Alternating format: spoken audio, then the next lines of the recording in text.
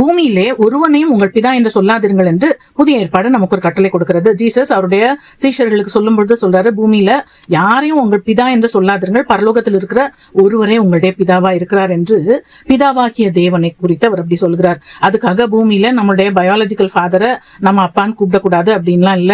ஆண்டவரே எல்லா இடங்கள்லயும் தகப்பனையும் தாயையும் கனம் பண்ணுங்க, முதியோர் எல்லாம் கனம் பண்ணுங்க ஆண்டவர் சொல்லுகிறார். ஆனா இந்த பூமியில எந்த ஒரு நான் தான் அவதாரம் எடுத்திருக்கிறேன், இல்ல நான் தான் ஒரு பெரிய ஆவிக்குரிய தலைவர் அப்படின்னு சொல்லி அந்த சுப்ரீம் ஃபாதர் அப்படின்ற பொசிஷனை நீங்க யாருக்கும் அப்படி கொடுத்து அவர்களை அப்படி அழைக்காதிருங்கள் என்பதுதான் அங்க ஆண்டவர் சொல்கிறார். ஏன்னா இந்த பூமியில நம்ம எல்லாரும் ஒண்ணுதான், கிறிஸ்துக்குள்ள நீங்கள் எல்லாரும் சகோதரரா இருக்கிறீர்கள், அதனால ஒருத்தரை மட்டும் அப்படி பெருசா தூக்கி வைக்காதீங்க அப்படின்றதுதான் அந்த இடத்துல சொல்லுகிறார். ஏசாயா சொல்றாரு, கர்த்தாவே நீர் எங்கள் பிதாவும் எங்கள் மீட்பருமா இருக்கிறீர், இது பூர்வ காலம் முதல் உம்முடைய நாமம்.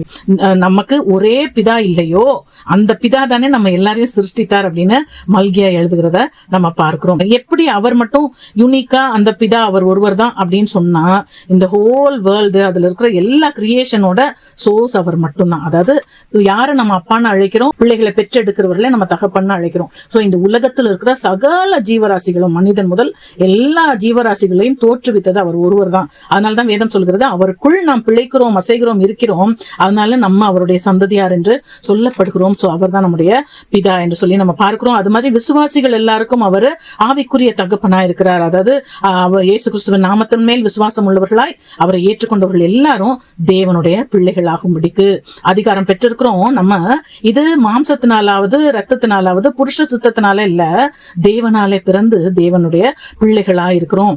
நம்மை அவருடைய குடும்பத்திற்குள்ளார அவர் நம்மள அடாப்ட் பண்ணுகிறார். அதனால நம்ம எல்லாரும் தேவ புத்திரரா இருக்கிறோம். அப்பா பிதாவே என்று கூப்பிடுகிற அந்த ஆவியை, அந்த ஸ்லாக்கியத்தை நம்ம பெற்றிருக்கிறோம். அதனாலதான் நம்ம ஜெபம் பண்ணும் போது எப்படி ஜெபம் பண்ணணும் இயேசு சொன்னார், பரமண்டலங்களில் இருக்கிற எங்கள் பிதாவே உங்களுடைய நாமம் பரிசுத்தப்படுவதாக என்று சொல்லி நம்ம ஜெபத்துல நம்ம ஆண்டவரை நம்முடைய பிதா என்று சொல்லி அட்ரஸ் பண்ணலாம்னு சொல்லி பார்க்கிறோம். ஜீசஸ் அதை நல்லா புரிந்திருந்தார். இந்த பூமியில அவருடைய ஸ்டெப் ஃபாதரா ஜோசப் இருந்த போதிலும் அவர் 12 வயசுல அவர் காணாம போயிட்டார். அவர் தேடி வந்தப்போ அவர் என்ன சொல்றாரு, நீங்கள் ஏன் என்னை தேடினீர்கள், என் பிதாவுக்கு அடுத்தவைகளில் நான் இருக்க வேண்டியது என்று நீங்கள் அறியீர்களா? கேள்வி.